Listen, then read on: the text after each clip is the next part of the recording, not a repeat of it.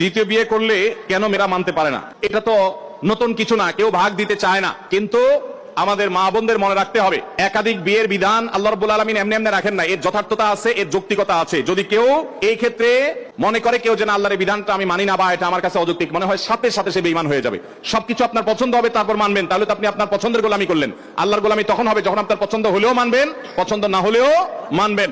আল্লাহ রাব্বুল আলামিন পুরুষদের মধ্যে মেয়েদের চাইতে যৌন আকাঙ্ক্ষা চাহিদা বেশি রেখেছেন, এটা বৈজ্ঞানিকভাবে প্রমাণিত, এটা মহাসত্য, এটা অস্বীকার করার কোনো সুযোগ নেই।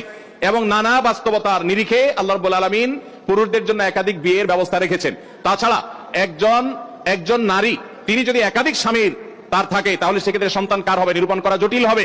কিন্তু কয়েকজন স্ত্রী যদি একজন পুরুষের থাকে, তাহলে সবগুলাই একজন বাবার দিকে সম্বন্ধিত হবে। মা তো মায়ের গর্ভে ধারণ করেছে। নানান কারণে আল্লাহ যা নির্দেশ করেছেন এর বাইরে কোনো যৌক্তিক বিষয় থাকতে পারে না। অতএব সব জায়গায় সমতার চিন্তা